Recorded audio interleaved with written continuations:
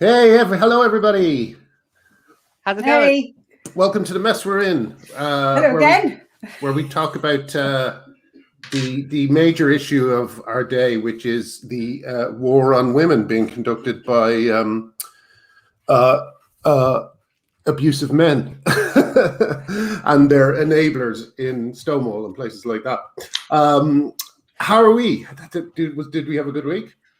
I had a wonderful week because I'm overjoyed at the absolute crap that Stonewall has been getting.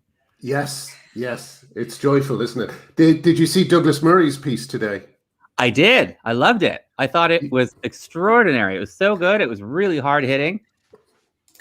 And I would never miss anything Douglas Murray does. I know. I think Arty is a bit of a thing for Mr. Murray. It's a hate crush, but it's kind of now turning into a love crush. Yeah. Well, he's very good on this. He's very good on this subject. And, it makes me wonder what he said in the past that might be true, too, that I've been kind of told is nonsense, I mean, there's a kind of a thin level of thinking among the left that I was probably, I probably participated in as well. Because everything I've read by Douglas Murray on the matter of trans and identity politics has been, well, I wouldn't say on the money. Actually, he has a few blind spots. The madness of crowds. He has this weird insistence on saying that the fight against sexism is over. It's been won, and the fight against racism is over. It's been won. It's like, well, it's better. It's better. Is it in the same way that we look at Stonewall and we say we don't need you anymore because the fight against homophobia has largely been won? We've made great gains. Maybe he's talking along those sorts of lines. We have made great gains, but none of it has been won. I mean, that's the problem. It's very different. Maybe he is projecting that. Maybe he feels guilty as somebody who his sort of own protected class status would be his homosexuality, and that's sort of pretty. We're doing pretty well these days. There's still work to be done, but it's subtle. So maybe he's projecting. Yeah. Someone just said Douglas Murray's madness of crowds failed to make the connection between trans ideology being misogynistic. I'm not quite sure what you mean by that. I thought he did make those connections. I thought he was kind of all over that stuff, But there was. I think there's a lot of trans activism that I think a while ago people didn't really connect with misogyny. Yes. But as things have moved on and so many more people are getting involved, the more you're in it, the more you see it. I think people don't see it at first because they can't understand how that actually works. But yes. You don't have to be here for too long nowadays to see that. Yeah, it's kind of front and center, isn't it? I mean, I posted a thing yesterday about Stonewall they're doing two things in their latest document, which has been completely revamped, apart from all the bad stuff. All the bad stuff is still in it, and it's just been given a new font. And they want to do two things. They want to, quote, have a look at the law against sex by deception, the law that prevents sex by deception, right? They want to do that. And despite what she told MPs in March, she wants Stonewall want to basically destroy the protections that women have in the Equalities Act, like the single-sex basis, basically.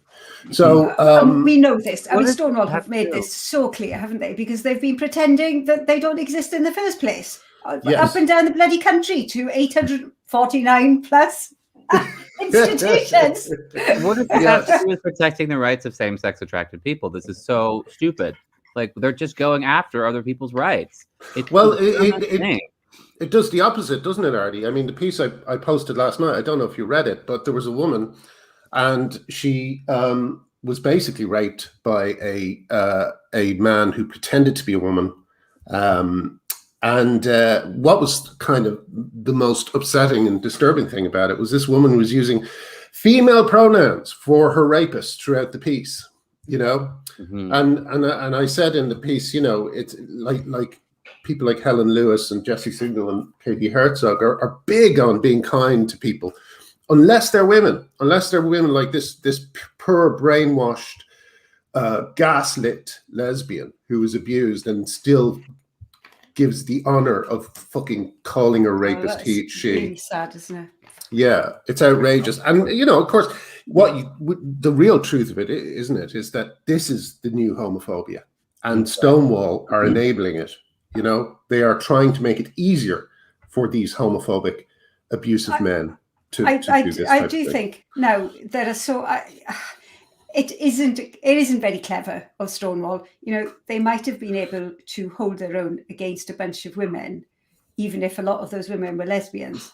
But now there's a lot of gay men, more and more and more, joining in. And we did say years ago that, as soon as they start telling gay men that they have to sleep with women, that's when it'll... And fuck me, it's happened. It's happened. Yeah. And there's like a big split. And you've got the gay men who are seeing it as their fight. And, they're identifying with the fight and they're thinking, well, we should stand together. And then you've got the men who are saying, no. There was that wonderful thread, wasn't there? Yes, that I reposted. I put it on my site, so it's kind of mine as well. Saying, I've fought so hard to be recognised as a gay man. And now I'm being told, he wrote it so much better than I'm paraphrasing it. But it was really hard hitting, and it was sort of, astonishingly good.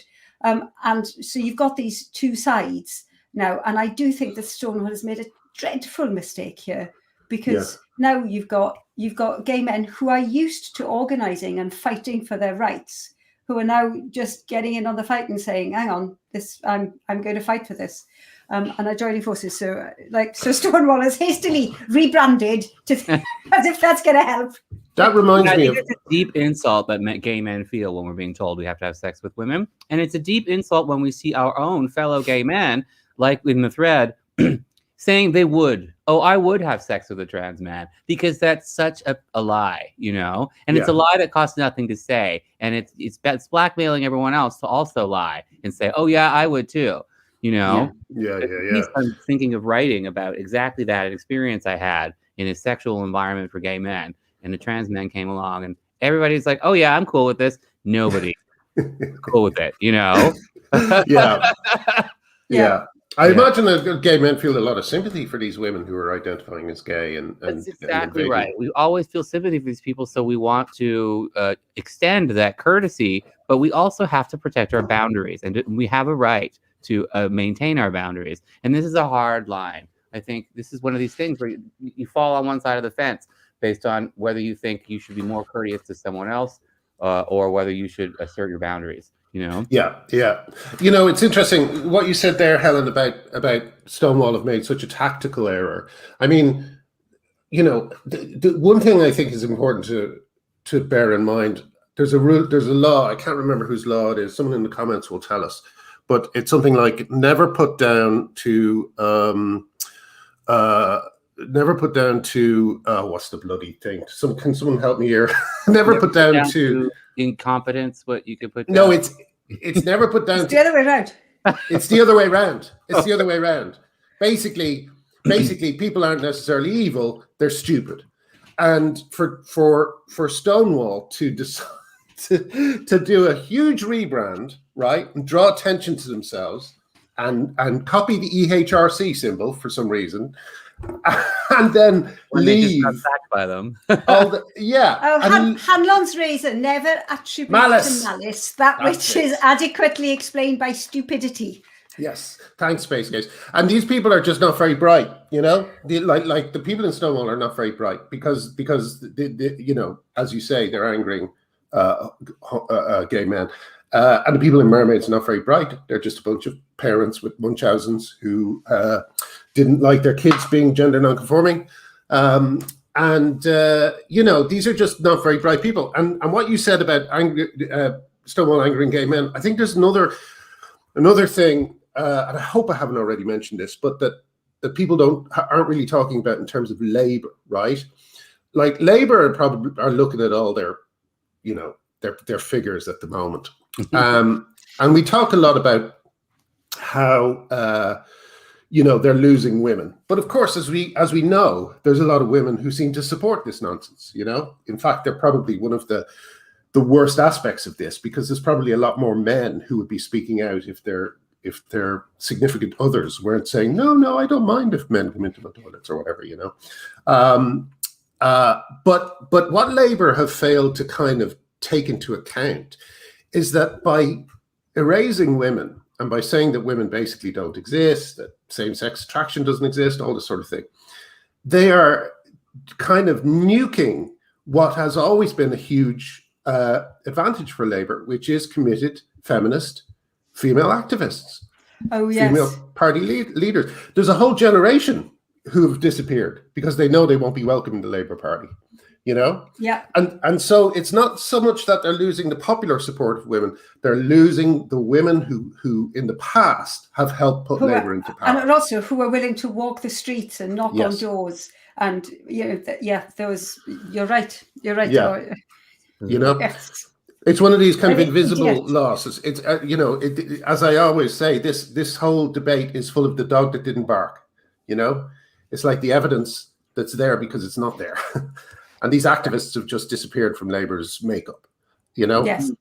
Women like Helen Steele, who I always go on about, but I'm so fucking impressed with Helen Steele. Yeah, I know, amazing, such an amazing woman. Yeah, took on McDonald's on her own. And now gets beer poured over her head by young men with long hair, and Labour is on the side of the young men with long hair. Yeah. It's fucking outrageous. It really is. I think it's collapsing really quickly, though. It just feels like every day the tenor is shifting so quickly. I think so. I think but the response to Stonewall was really quite heartening. First of all, their ridiculous tweet, their ridiculous childish "You okay, hun?" And the suggestion that scrutiny was creepy. Yes. But also the rebranding. People are like, it's not going to save your image, guys. Blue, and some sort of parody of the EHRC equal sign. I mean, it was yes. It's like the Titanic putting up a new menu as it goes. But the creepy thing is interesting because that's something that I had thrown at me all the time when I started talking about this. Yeah, it's one of their main go-to things, and it's such a fucking disingenuous, despicable thing to say about people who are fighting for women's rights. It's quite interesting. I thought because obviously I've been banned from Twitter, but I've had a foray now and again, and nothing has changed. You ask the standing line question. I'm obviously not asking it because I'm not allowed to, but a great friend of mine is asking it, and it's the same answers all the time. Oh, you just want to check what's in people's pants. You're really creepy. Why are you thinking about genitals? And you're like, this is not working for you. It isn't working. Everyone can see through this, and everyone you ask this to, everyone you accuse, is going to double down. They're going to be like, yeah, no, this really is, not the side that I want to be on. Yeah. So I'm kind of glad in a way that it's being used by Stonewall because like it's good to see that Stonewall is behaving just like one of these bottom feeding trolls. Yeah. Absolutely. So I think that's in the same way as it was obvious that Mermaid made it so apparent that they were just simply prepared to lie quickly and easily, throwaway lie that they were just prepared to do, and not prepared to own it, just delete the tweet and carry on. I think that was really important thing for people. Sorry, which tweet was this again? What did they lie about? That was where they said they because they had misgendered that chap. Oh yeah. Oh, misgender and gay.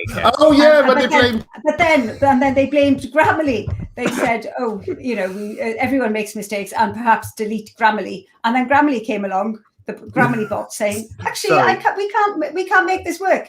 Can you send us a screenshot? It's no doubt. Prepared to lie so easily. I think it's an incredibly important thing to always remember about mermaids. If they're prepared to lie about this in public, what else are they prepared to lie about? Very true. But it goes to show there are people watching who are seeing them do that, but the people within it, there's like this sort of hearts and minds situation going on. I always think of like, imagine something like, I'm just thinking of something terrible that's happened out of the blue. Let's say Vancouver rape relief being defunded. A lot of people who are sort of, trans allies or innocent bystanders who think they're being trans allies, they're just, they don't react shocked to that. But if you talk to someone and you ask them to rate on a scale of 1 to 10 how bad that is, I think their minds can engage that, yeah, that's probably a 10 out of 10 in terms of terrible things. A rape crisis center getting their funding removed. Then you could ask them, well, how come you're not reacting like it's a 10? How come you're not gasping? How come your heart rate isn't increasing? Your heart is down at a 2 or a 3 simmering, but your mind can tell that it's a 10. And that's when you tell someone, okay, your heart is getting in the way of your reasoning. And the reason is when there's an issue that is sort of tribal, that has an us and them element, your heart can either repress your ability to empathize with people who it sees as other, as them, or it'll completely defend people it sees as us. And you have to train people to start using their minds to evaluate without their hearts whether something, is good or bad. And I want to use that sometimes on people to say, look, any circumstance in the trans issue, they get so protective and defensive of their own side that their minds are not engaging. So they can do things like lie and attack and scream and yell. And all you have to do is sit people watching that down and say, your heart may be passionate with them because you feel that they're on your side. But if you engage your mind critically in the exact specific things that are taking place, lies, falsehoods about children, that's when you can start to, I think, connect people or reorient people properly. Well, someone just said earlier on, sorry, I can't remember who said it, but someone said our interview with our scout leader, Katie. Here it is. Yes, helped me pique several people. So actually, we must sometimes ask the viewers. So this seems weird calling them the viewers. What are the episodes that you've shown to people that have really piqued people? I'd love to know that, and I might put them on a playlist or something. That is interesting, isn't it? That yeah. I mean, it is egregious. Was it's incredibly egregious. I mean, we've all, like us, everyone in the comments, we've all seen it so much that everything just seems, it's all so incredible. But actually, I think for some people who haven't really heard about it or thought about it much, it is probably a very good one to put in front of them, because it's quite clear, isn't it?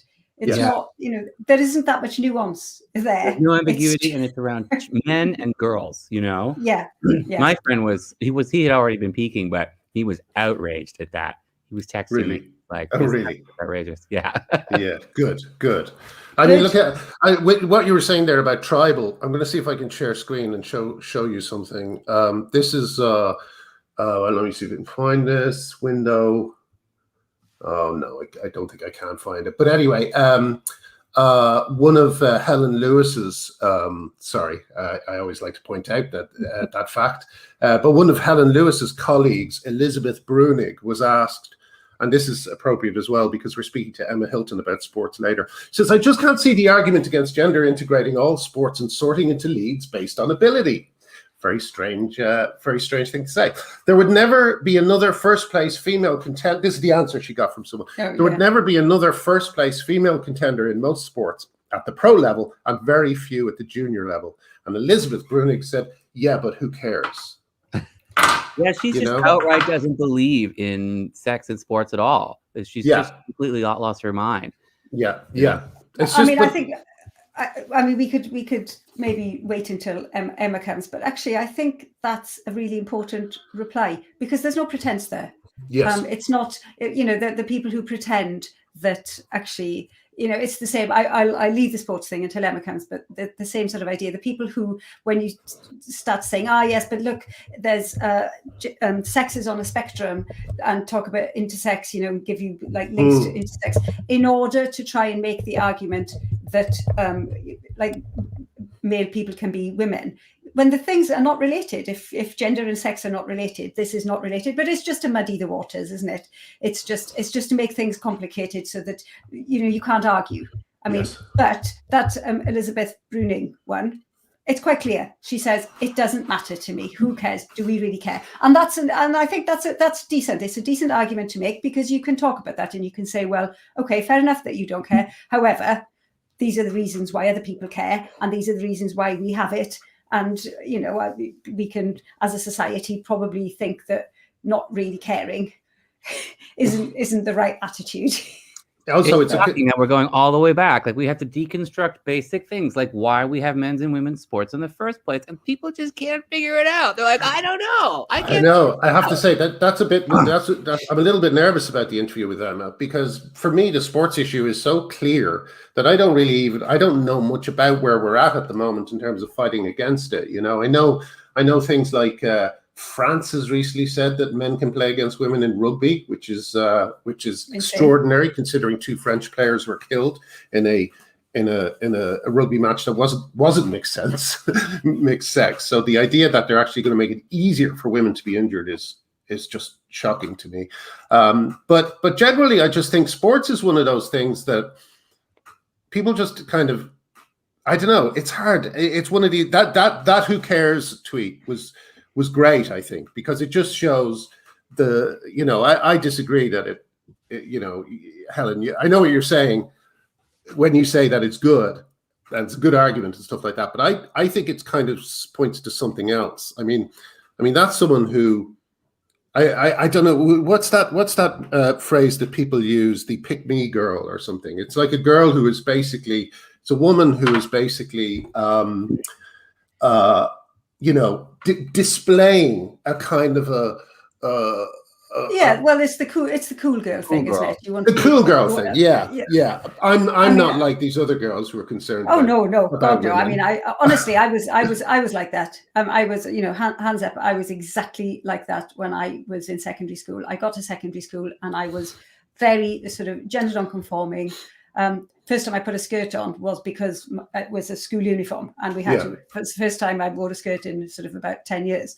However, made the fuss. I said I wanted to do woodwork, not sewing, and I was always with the boys, and I was always quite dismissive of exactly this idea that women and girls were any different and needed. I've talked about this, and needed any help, needed a leg up. But obviously, you know, you only need to get a little bit older and have a little bit more experience to start to realise that although the argument is it comes from a reasonable place, you shouldn't actually have to pretend that there are no differences in order to make a decent argument for women's sort of equity. You were a schoolgirl. This is a Atlantic contributor. Yes, this is a grown-up Atlantic contributor. One wonders if it's a belief or if it's expedient. I mean, I think it's also. I think it's also down to the fact that Twitter shapes people to some extent, and these kind of flip responses get good. You know, they probably feel good when you say them, and they probably get good reactions. You know, I'm sure I think I indulged in that on more on less serious topics in the past. But to go back to the sports thing, I'm trying to wrap my head around Elizabeth Bruning, who really truly, and in some private correspondence with people, has been very clear that she just does not believe in sex and sports, doesn't care. Very, very in detail about her position, which is totally bonkers. And it's even more bonkers when you remember she believes she's doing all of this because some men are really women. And she doesn't this is where the motive behind transitioning has to come into play. We have to talk about the fact that some of these people are in various states of mental distress.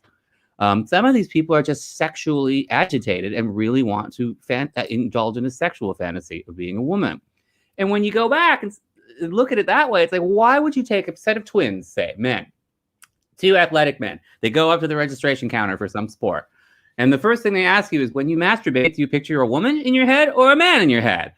Woman this way, man that way. You're on the men's team or you're on the women's team. Why are we sorting sports according to one's sexual identity of one's self, you know?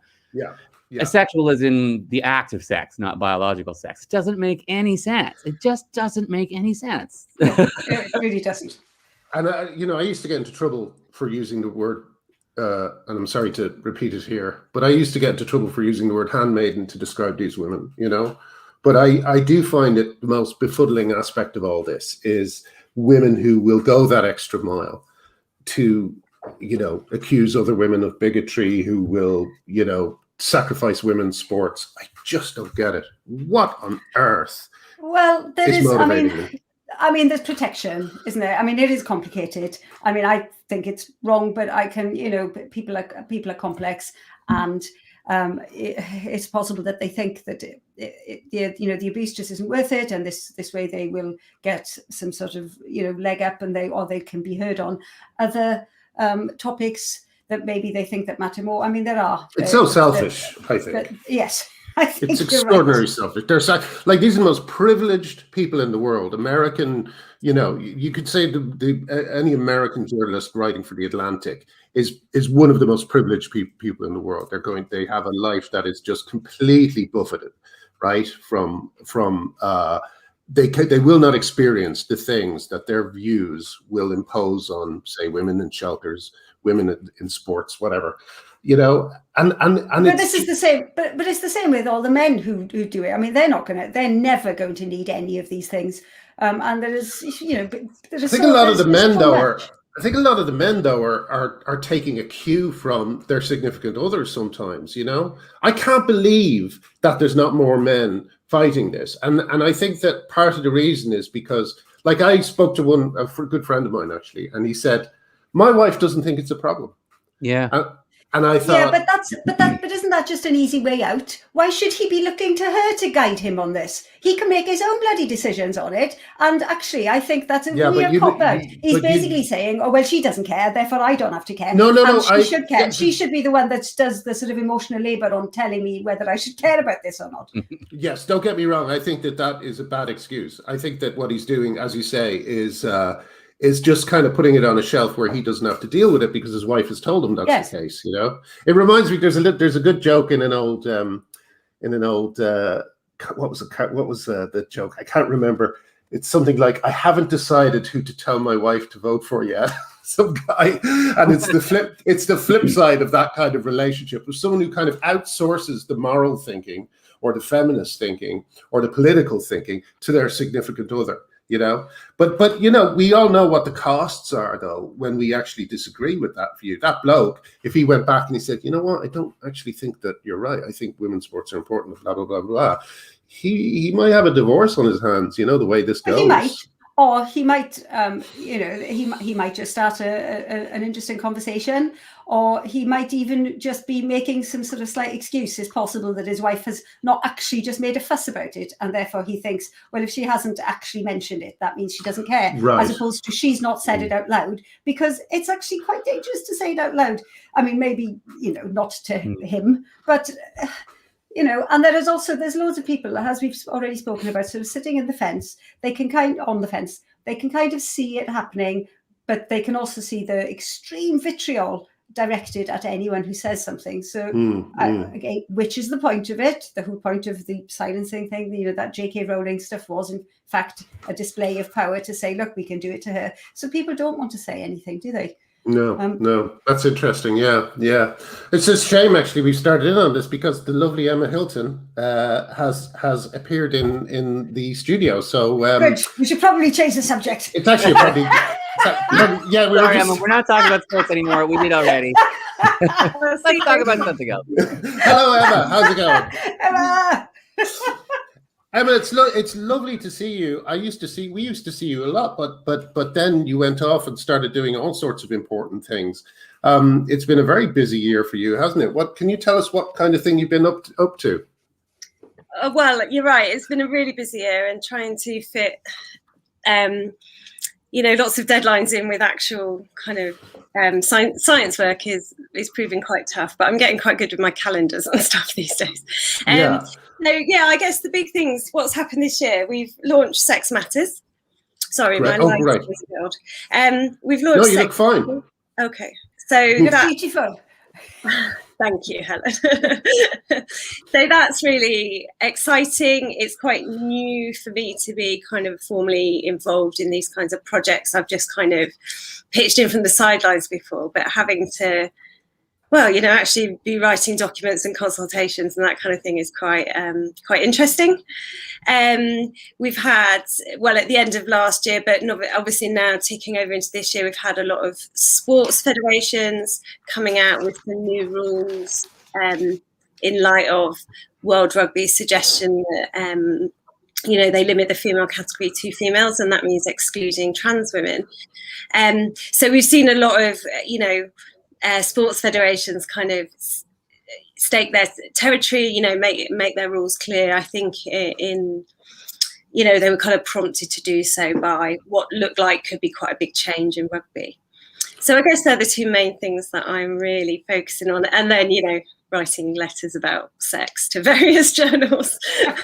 Can I just say, as always, I just think it's kind of, while I'm really glad it's you doing it, Emma, I think it's somehow it's kind of outrageous that you have to do it. It's kind of like, what is going on in these institutions that they don't see, for instance, the obvious unfairness with Laurel Hubbard? I mean, Laurel Hubbard has been accepted into the Olympics, I believe. Yes. I'm just writing an article or kind of compiling some data about it at the moment. And I was just thinking, there's this kind of, I think what people call a middle road position. It's not necessarily one that I take, but the middle road, which is, oh, come on, if there's no massive gap when they compete, then some people would consider it, reasonable to include trans women in those kinds of situations. But actually, when you look at Laurel Hubbard, she's so far and away ahead of her peers. She's 41 and she's qualifying for the open category at the Olympics. And this is absolutely unheard of. You look at the ages of the female fields in the Olympics or the International Weightlifting Federation World Championships. And she's 15 years older than average. And she's probably not going to win a medal at the Olympics, but the fact she's even there is really, really astonishing. And people aren't questioning this. And people just seem to be going, oh well, because she's not going to win a medal. Yes. And he's the son in tennis. The first person to compete in professional tennis. What was her name again? Martina Navratilova's personal. Renee Richards. Renee Richards said exactly that years later. Remember, she said, I was in my mid-40s. I was way out of past my prime when I competed. But if I had transitioned earlier in life, I would have cleaned the house. I would have, yeah. If you look at Renee Richards' record in the female category, it's as good as when she was competing in the male category, something like 20 years earlier. It's as good, if not slightly better. She got a little bit further through competitions. Wow. It's marginal, but. And then the whole thing was that she wasn't going to win, so it was like, that's okay, we'll let her play. It was like, we'll humor her. And with Laurel Hubbard, it's really infuriating because Laurel Hubbard is the son of the former mayor of Auckland and some rich entrepreneur. This is one of the richest people in the entire, South Pacific. That photograph of him on the top place of the podium with two Samoan women either side of him is one of the biggest, it's the most shameful thing. But it's also an iconic picture, I think, because they're really, their stances, they're making their displeasure absolutely displeasure and disappointment. And it's an excellent picture. It's awful, but I think it's hard hitting, and I think it will be one of the ones that people will look back on, in the history books and say. And even at that point, everyone was like, "Yeah, it's all good." Yeah, exactly. Sorry, go ahead, Emma. I'm just going to say it's one of those two women that will lose their spot because Laurel Hubbard is taking an Oceania weightlifting spot. Yeah, exactly. So they won't get, one of those women won't get to go to the Olympics, and that'll be it. That's their window, isn't it? They won't get. They might. I think they're young enough, maybe 4 years, but. Or 3 years. There's no guarantee. And actually, I think that's a really interesting point about the probably won't get a medal thing, because I see this all the time. The ridiculous excuse when people say, if it actually mattered, if trans women did have an advantage over women, you'd see way more trans women winning medals in the Olympics. But where are they? As if this is a reasonable argument. Hardly anyone wins a medal in the Olympics because hardly anyone can be bothered to put that much time and effort in. So, of course, it's very unsurprising because the number of trans women in the world is still extremely small compared to the number of women in the world. That argument is just a stupid, dreadful one. And I want to make that. So there are two arguments I have against that. And one is to mimic the small numbers, which is that nobody in my household, we're a household of two, me and my husband, nobody in my household has ever won an Olympic medal. So is it fair that we just go and compete wherever we want? And also, right. Nobody from Bangladesh has ever won an Olympic medal. So do we just let people from Bangladesh just have a, free for all? Do we pretend that there isn't an advantage with, the peak age versus the juniors and masters or the males over females? Yeah. The argument relies on ignoring the numerical kind of underpinning of numbers of competitions and the tiny number of Olympic medals. Yes, I think it also relies on the incredible assumption that your opponent is really stupid as well, the arrogant and unbelievably annoying assumption that your opponent is too stupid to see through it. And it isn't a reasonable, decent argument, is it? It's an argument designed to sort of obfuscate and sort of muddy the waters, because it isn't like I'm prepared, and you absolutely prepared, Emma, to put forward figures and statistics and make a decent argument based on facts, and the opponents to this are far less prepared to do so, because of course we understand why, because you can't win the argument against facts, and therefore the attempts are to try and bring in a different form of argument. Now we're coming into who cares, as we've seen with Elizabeth Rooney. Yes. But it's not that men have an advantage over women. It's that who cares if a woman never wins a medal ever again, because it doesn't matter. That's just an arbitrary category of human. Well, I think the stupidity of arguing that there's no difference between males and females when everyone knows that there is. Everyone also knows that there's overlap, that not all females are weaker than all males, or whatever metric you want to pick. But we know as a class males are bigger and stronger. This is not surprising information. Everyone knows this, yet there are so many people that appear willing to say, no, there aren't any differences, against everything we know about the evolution of human beings and indeed all of animal life. Are saying this, and they're saying, well, there's just no difference between males and females when it comes to sport. And I just think, well, why have you still got single sex categories? They don't realise they're arguing to get rid of sex categories. Right. They shift from, we need to have some males put in the female category, but then once you say, what's the criteria? And it's like, well, they have a sexual paraphilia. Then they have to back up and say, well, just all males. We could just let males. There are males who are not trans, who have low testosterone, who maybe have lost a bit of muscle mass, for various reasons. If you're going to exclude those males when they're in, let's say, the same or have the same physical status as a trans woman, then you're then discriminating on gender identity.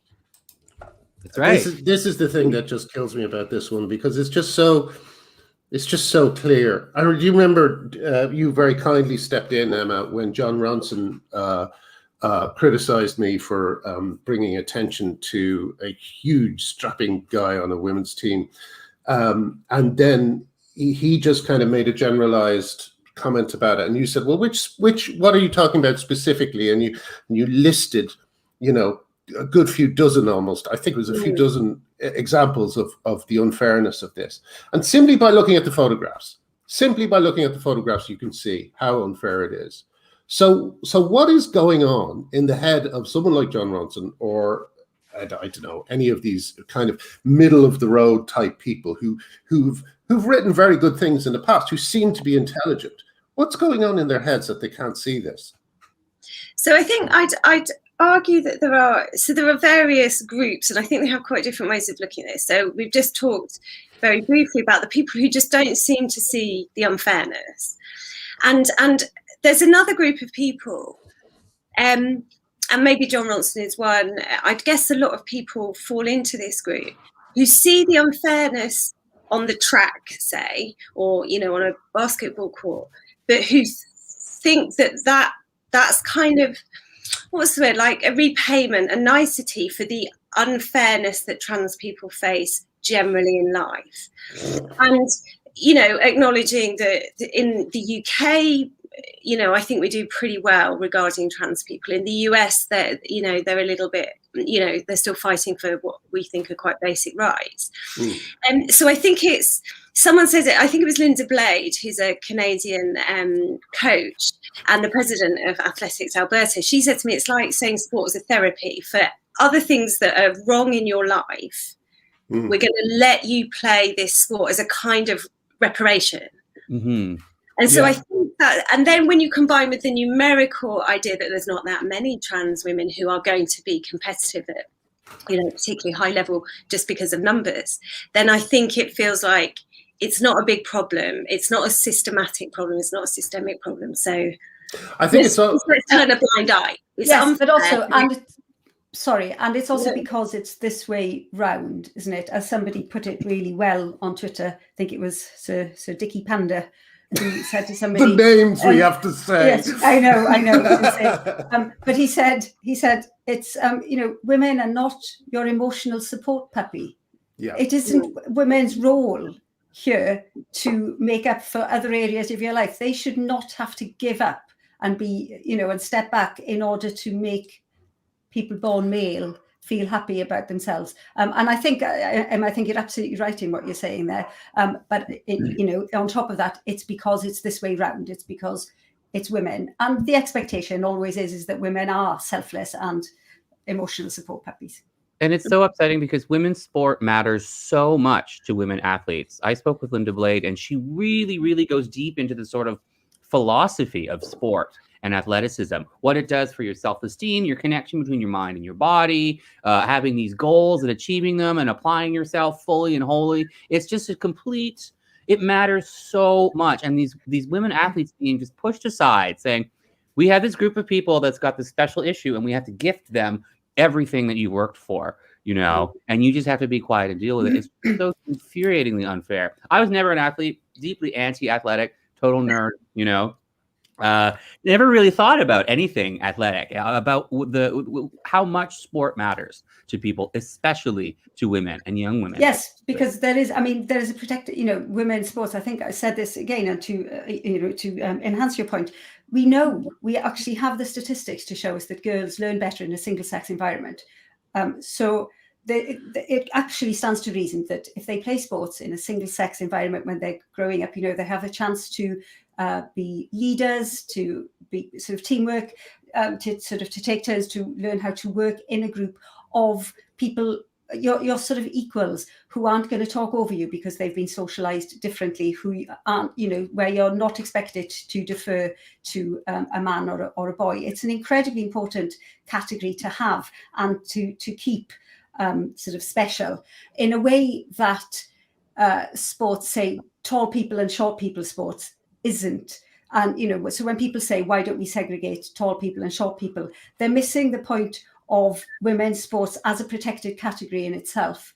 I think they don't think of all of the other benefits that women get out of women's sports, which aren't the same as tall people's sports. Women's bodies are such a minefield. Young women's bodies in the age of the internet, there's so much anxiety there. And sport is such an amazing way for women to to become one with their bodies and to learn to love and appreciate their bodies, which we need more than ever these days. There's a mental health crisis among young women, you know? Yes. Let's get Emma in on that. Go ahead, Emma. I was just going to start with what Arty just said there about the kind of providing a healthy opposition to what young girls are being taught about what their bodies should look like according to the media, you know, the kind of very pervasive, hypersexualized, too thin, you know, kind of image that they're just constantly exposed to, that, you know, getting them, you know, with some muscle and some aggression and, you know, loving their bodies and seeing how their bodies work is fabulous. And to extend on Helen's point, there's some data, I think it's from one of the big consultancy companies, who looked at the level of sports participation in female CEOs in I think in the FTSE 100 companies, and they were disproportionately successful at sport. Really, that's very interesting. That's interesting. That is interesting. That kind of to dial back a little bit to what Arty was saying about being a nerd as well. I do think that some of the people, like for instance John and also Elizabeth Bruning, probably they just don't like sports, you know. And you'll notice that someone who, you know, you could consider him quite a macho guy, Joe Rogan is very, very strong on this subject. He was outraged by that trans identity. By Fallon Fox. He was outraged because he likes sport. He loves sport, and he has great respect for the female athletes in that sport. So it's all these nerds. You know, so true. Like, and I was one of them. You know, like John Ronson actually said to me, "I never saw you being interested in sports before." And it's like, what? You know, I mean, it just blows me away, the lack of empathy for people who may have different interests than you as well. I think the lack of understanding of sports, of what it entails, what it's like to play a sport against someone who might be the same weight as you, but who is a different sex to you, and that you know that they could, you know, I play netball and I used to, not so much anymore, I used to play in a mixed league, and I'd be up against, you know, I'm reasonably petite, but there are petite boys out there. I'd be up against a boy, he's never played netball before, so he's got no kind of tricks or strategy. But you just know that if he elbows you, you're gone. It's going down. Oh yeah, my wife used to play volleyball and she broke her finger playing it, you know, and this was against women, you know. So, you know, it's, I think you're right. The nerds that just that don't understand the physicality of sport, perhaps. And then when you find the men and women who do say, "Oh no, look, this is obvious." It's Helen might have a thought about this. People seem to think you're being like anti-feminist by saying women are weaker than men. It's like, haven't feminists been fighting to overturn them? Not in football. No. Yeah. I found yes, I found the most extraordinary thread on this where somebody really sort of waxed lyrical about the idea that that actually arguing for single-sex sport is pure misogyny. That we don't say, "Oh, look, these two men have such different heights, therefore they should never be allowed to play on the same field together." Nobody ever says that, do they? Therefore, the fact that we're saying it now with women is, of course, just misogyny. These women, they have internalized misogyny. I'm reading it and I'm thinking, do they actually believe Sarah this? Silverman or are they recently came out with this. Trying to make, yes, that's true. But do they actually believe this as a grown-up? I mean, maybe, you know, when I was sort of 13, I could possibly believe it. But when you're a grown-up adult, no, it's just, it doesn't make any logical sense. What was the percentage chance that if they made rugby mixed sex, it would go, their chance of serious injury to women would go up 30%? It was at least a 30% increase. It's a bit complicated. It's not quite an increase in the injury, in the predicted injury rate. It's an increase in the risk factors that we know cause injury. Right. So, example, and again, falling over and hitting your head, or being tackled and having your, whiplash kind of movements. So it's an increase in those dangerous events that we know lead to injury, particularly head injuries. Yes. And that was like, and again, 2 French players were killed in a rugby match, you know, and again, it wasn't mixed or anything like that. They were big burly guys playing rugby against other big burly guys. Can you imagine what would happen if they had going up against women? And yet, here's a question: why? Like, I know French rugby recently came out for mixed sex rugby, and so did the UK. Why aren't they scared of the legal ramifications, Emma? Have Stonewall said there's not going to be any legal ramifications? You're fine. I think they're juggling with, and I only have insight from the working group that I attended at World Rugby, and watching. There was a whole legal session there, and it involved insurers and that kind of thing. So there seems to be, as we've seen, this clash of when you can legitimately protect a category and what that means in terms of a legal sex versus a biological sex versus the quite kind of noble, but I don't think accurate idea that sport is a human right. Now, we can say that sport is a human right. Everyone should have access to sport. I think it's a brilliant thing for people to be able to do. And where people can't access it, we should provide opportunities. But we're not really talking about people playing sport. We're talking about how they play sport and in what category. So it's this clash of you'll be damned if you do and damned if you don't. Someone's going to sue on either side. It will be a trans woman who is excluded based on biological sex, or it will be a woman who gets injured because she was playing without consent, perhaps without knowledge, against a trans woman. And so I think, I think there would be a lawsuit either way, and I don't know which side is going to find it. I think, but couldn't they say, well, the evidence says that there's a 30% higher chance of the kinds of injuries that could lead to. Do you know what I mean? Couldn't they use those statistics to back up their position? Yes, and why they haven't, I presume, is the like you say, perhaps the kind of, if not Stonewall, but the Stonewall effect. Right. You can't do this. This is, a completely unreasonable exclusion.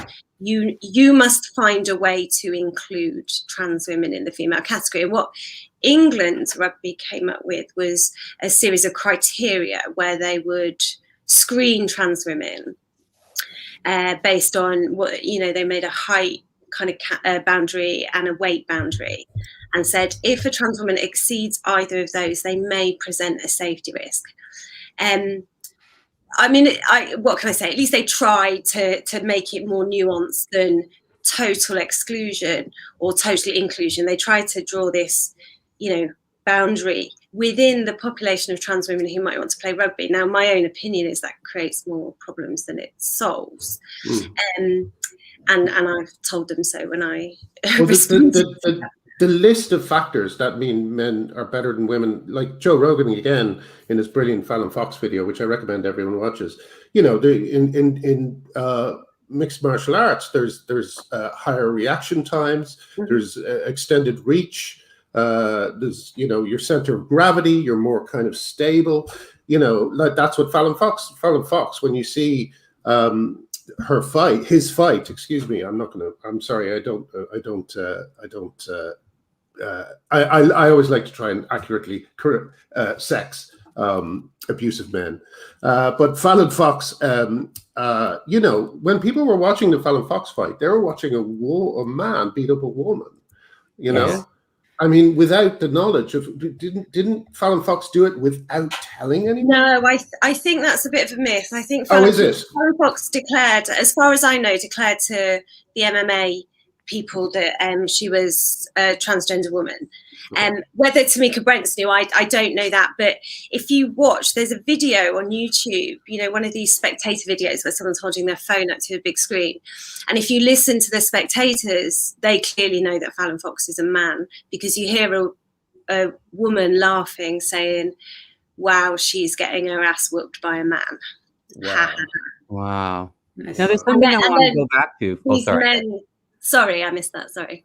Oh, no, I wanted to play the devil's advocate for a minute about the idea that, is it just and fair to mix the sexes? I've heard arguments that, like, well, it's just like in sprinting, it's almost always someone from Kenya because they tend to be so much taller, kind of thing. So is it racist to let, a Kenyan and a Frenchman compete in the same kind of race? Should we be separating, like, racially according to height? I've heard arguments made like that. And I think people are trying to frame sex. They're trying to downplay the significance of sexual dimorphism by treating it like it's taboo, to discuss it like it's discussing, racial height differences, kind of thing. It's something that, as a progressive society, we're supposed to look away from that. I thought that was kind of like it's not a very good argument, and I think it falls apart pretty easily. But I think we should kind of address it, because that, I think, is where a lot of people get hung up. They think it's just virtuous to pretend sex doesn't exist. Yeah, on the racial differences, I'm not sure that they are physical. if one can even, create categories in the first place. Right.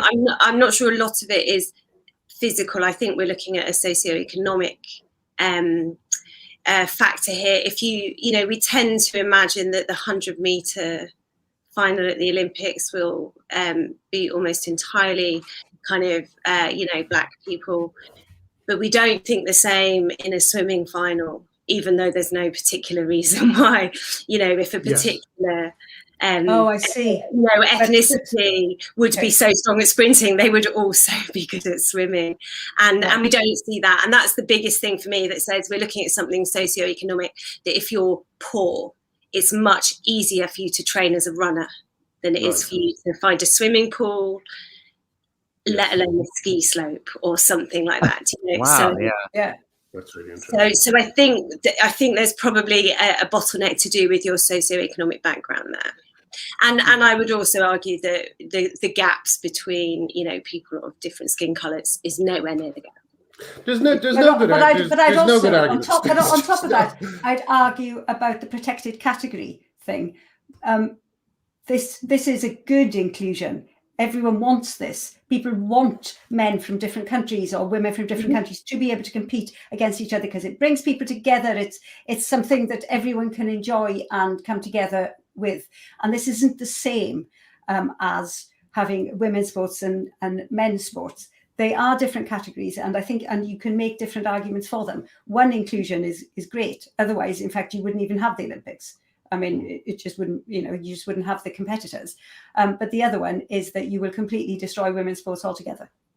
The other thing is, if you're working for a medal or working for, the premiership or whatever it happens to be, like men really do go all out, they're very aggressive, they play to, I just saw again, Roy Keane's revenge tackle, which even I know about, and I'm not a sports fan, where he basically almost crippled someone in revenge for a tackle they did on him.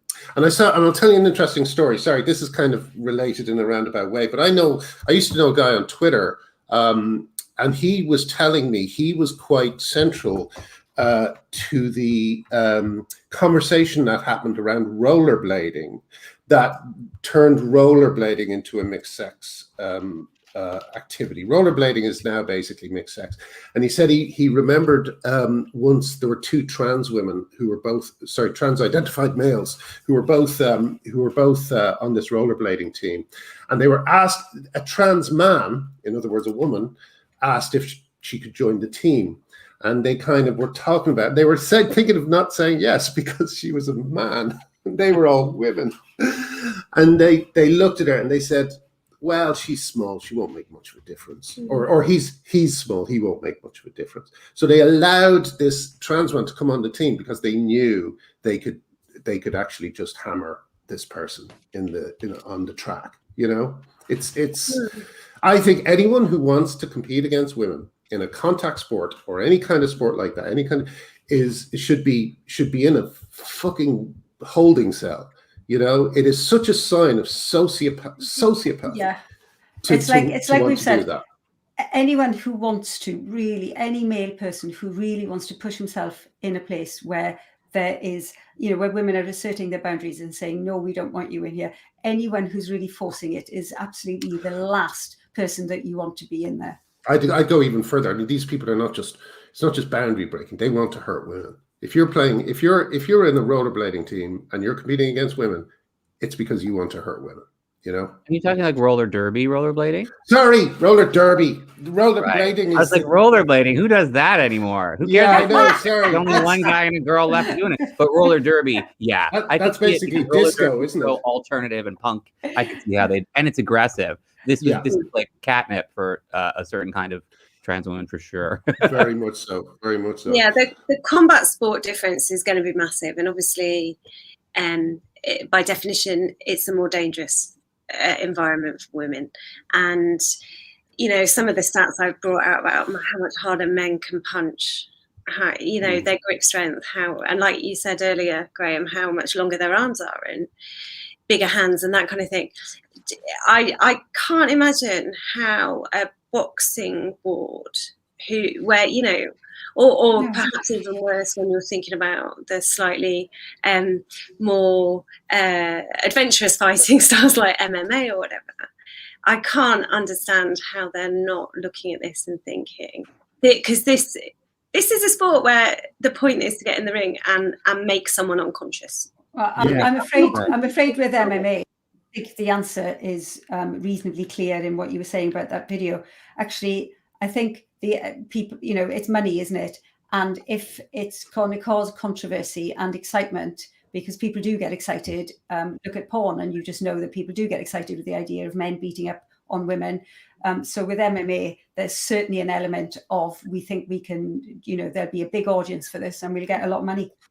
Maybe. There's also something to be said that all of the sports, we're not fighting, you know, we talk about transgender as though it's about sex and about gender. These are males who are so naturally feminine that they want to live as women. But we're not seeing that. We're not seeing figure skaters becoming transgender. We're seeing rugby players, boxers, mixed martial arts. These are the absolute most hyper-aggressive sports that there are in the world, and those are all weightlifting. These are the ones where this issue is arising, and that has to do with self-selection, I think. I think a large percentage of males experience a sexual arousal at imagining themselves as women, but it's the ones who have high levels of testosterone, high aggression, who will take it public and will act it out publicly and who will act entitled to do so. So there's a bit of a self-selection going on there, that the kinds of males who are competing in women's sports, Fallon Fox, very aggressive males. Yeah, Fallon Fox's tweet where he glories over, you know, removing the woman's orbital bone or something like that. I don't remember what it was. It was bliss. It was bliss. He called that bliss. Yes. Or whatever. Oh, that's just. I mean, honestly, it should be investigated for that. I mean, this. How can it not? I mean, I guess, you know, MMA is legal, so that's why. But it's a he's skating on thin ice, I think. But just very quickly, Arty, I think you're right, because, and I think we've talked about this before, like the seemingly high proportion of ex-military men who come out as transgender. It's been well documented for decades. The strange phenomenon that the profile of people who identify as transgender. Amy Challoner, very aggressive. Yeah, Amy Challoner is ex-military. So is what's the one in America, the failed feminist who became a you know. Oh my gosh, Clymer. Clymer, ex-military. Clymer's ex-military. Oh yep. You know, I mean, it's extraordinary. Listen, we've come up to an hour, so let's finish by getting some good news. Emma, what's you know, what have we got to look forward to? How can we help? You know, what's the next big battle? So I think what we're looking at. So, you know, we're going to keep chugging on with sports, finding our data and seeing what it means for women's sports. I think in terms of, you know, the wider kind of issues, in terms of sex matters, for example, we've recently had some success with the Human Rights Commission, you know, trying to challenge some of these institutes who are captured by Stonewall law, where we know Stonewall are doing this, where they're deliberately misrepresenting equality law, where they're kind of passively aggressively, if you like, threatening companies about their employees who say things they don't like. And so trying to expose some of this deeply embedded you know, stuff that's just assumed to be true because it's just been repeated so often and told to so many different institutes, credible institutes, you know, universities and the civil service and the police and that kind of thing, that it's going to be very difficult to try and tease that apart and to say, look, you know, we don't think Stonewall are representing the law. We don't think they're, you know, telling you the right things here, and we think that that's leading you, as we did with the EHCR. We think this is affecting the types of decisions that you might be making. It's you know, it's making you not neutral, and for a group that's involved with equality and rights, I think that it's really important that obviously they're neutral. Yeah, congratulations again for any part you might have had in that. That was wonderful. That was great. Absolutely great. It was fabulous. Well, Emma, it's lovely to see you after so long. Will you come back if there's any kind of campaign or anything you'd like us to know about? Please do come back on and let us know, and keep up the good work. No, I will do. Thank you for having me. Yes, thank you. It was lovely to see you. See you soon, Emma. Lovely to see you. Bye. That was great. Thank you, guys. You guys were really able to get into it, because, as I say, my brain, I just can't deal with it. It's just like it's too obvious, too obviously unfair. Why? Yes. I can't take on any information about it. It's like, why are we even? Yeah, why? All you need is